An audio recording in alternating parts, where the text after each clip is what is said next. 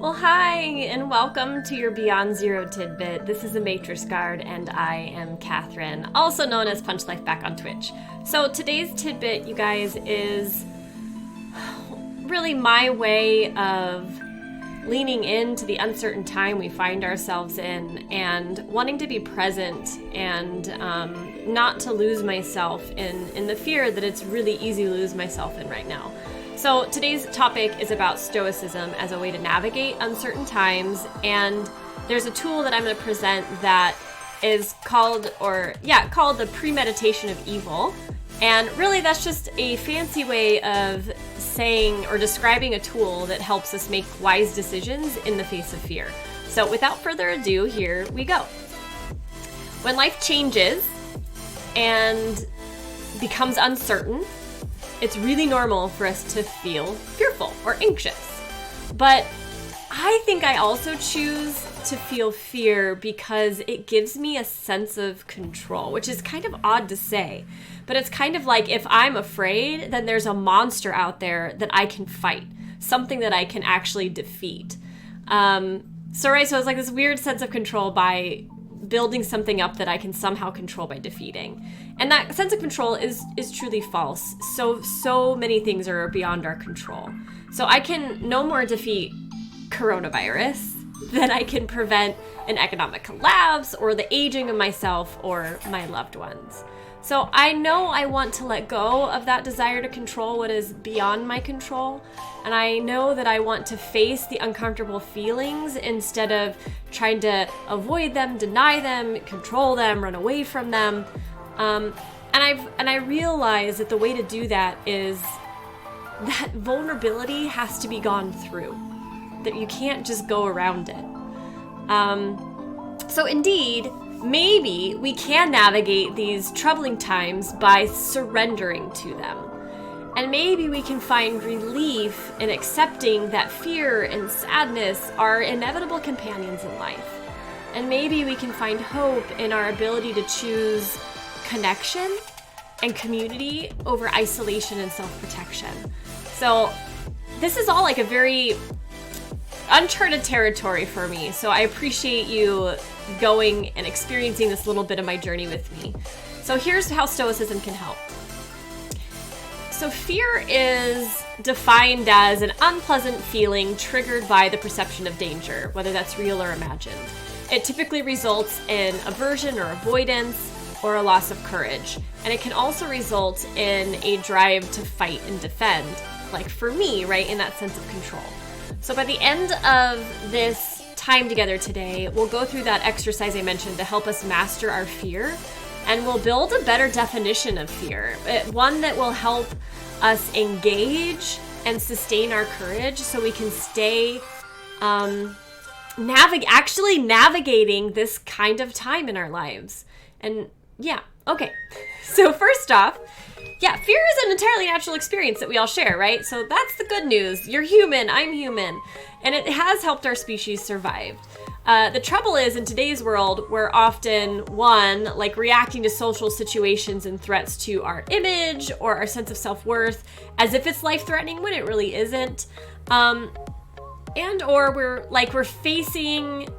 faced with fears over things we have little or no control over. So we're trying to control things we can't control, or we're interpreting things as life-threatening when they're really not. So we're kind of just like in this little mess in our minds.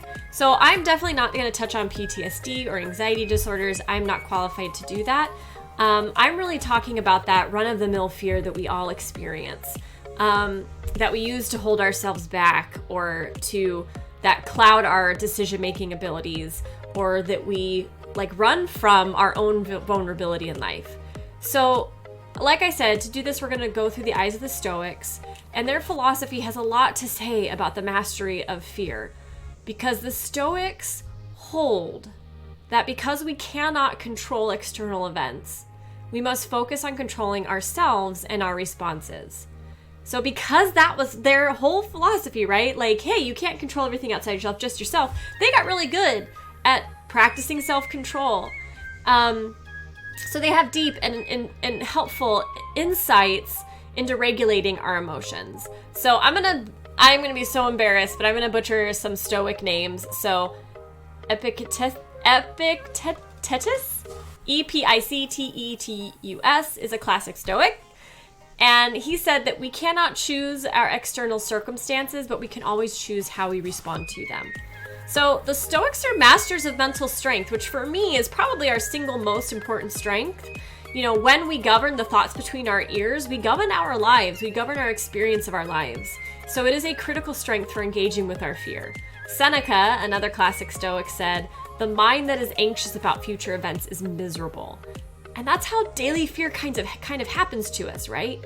We imagine a scary future event, we get all worked up about it, but the only thing we actually need bravery for is the present moment, because that's the only moment we actually exist in. So by shifting our perspective from future disaster thinking to the here and now, moment by moment, we actually gain control or more mastery of our fear. We can now approach scary things not as some future beast or demon or catastrophe, but we can approach them one moment at a time. And guess what? We can all be heroic for a moment, right? So, Jerzy Gregorek, he's a modern day Stoic. He's a Polish immigrant. He's a bodybuilding champion. He has a saying, and it goes, "Easy choices, hard life. Hard choices, easy life." And he's right. The hard choices, those scary decisions, the tough conversations, the emotional risk-taking, all of that demands of us, usually leads to what we most need, what makes us, that gives us meaning in our lives, where we can find fulfillment, where we can experience joy. So when we do the hard stuff, life becomes easy because we get what we need. And when we hide and choose ease and we don't engage with our fear, we don't find the courage to be brave in the present moment, life is hard because we don't get what we need.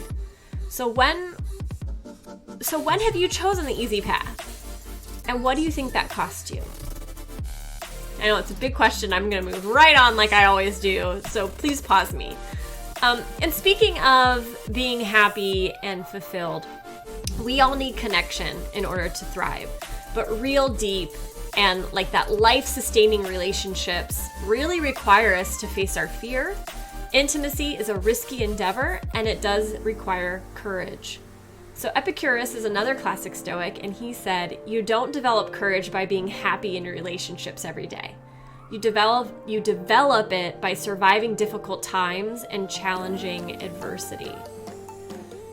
You don't develop, it's just so good. Okay, so to have a life of meaning and ease and to have healthy relationships, even in the face of uncertain times, and it's possible even in uncertain times, we must master our fear. We must be willing to go through the things that feel vulnerable.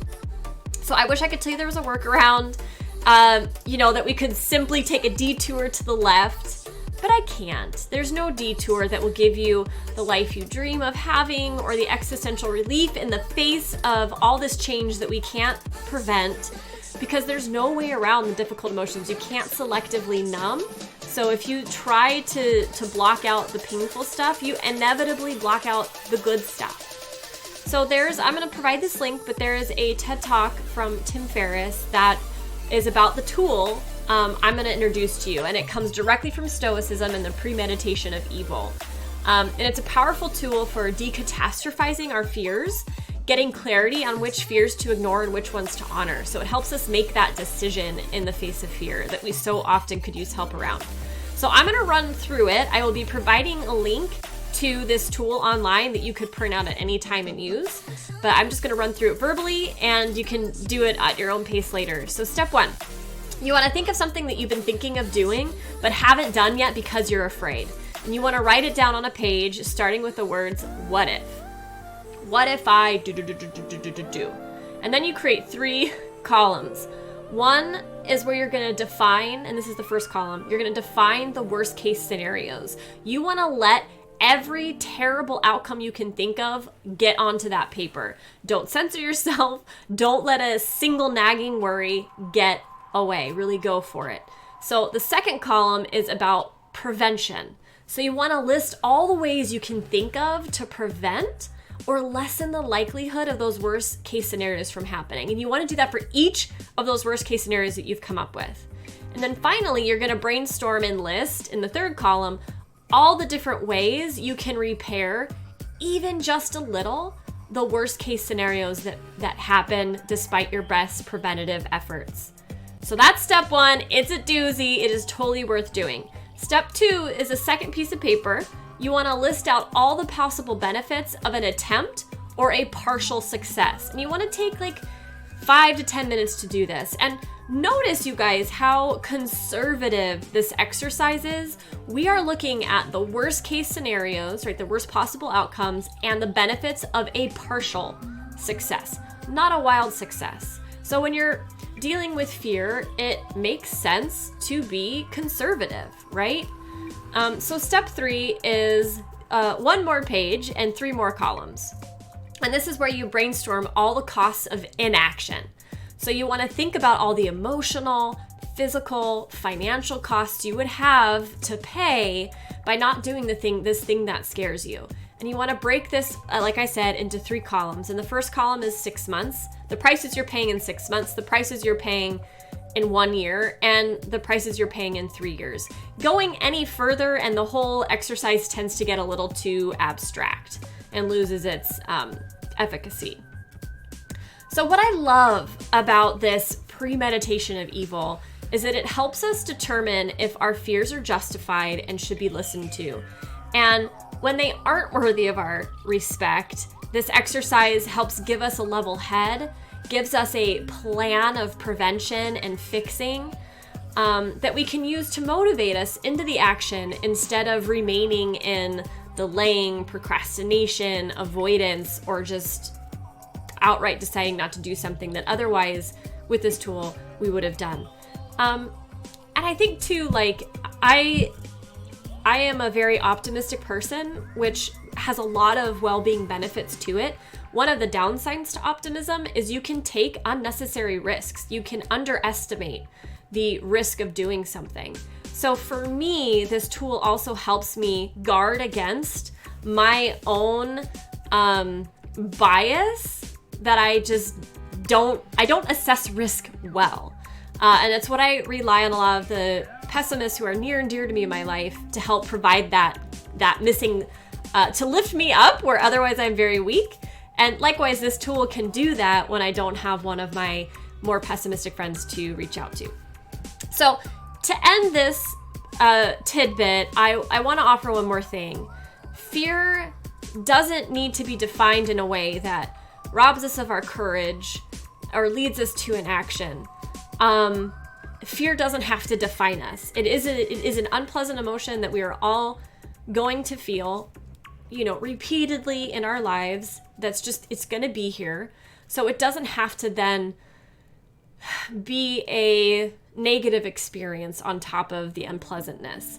It really can be seen as an opportunity to engage in the stuff that matters in life. It can be used as an opportunity to help us get present so that we can stay connected to other people as we navigate these uncertain times. And it's really this an invitation to lean in and to stay and to connect to each other in our shared humanity, our shared angst that we all experience.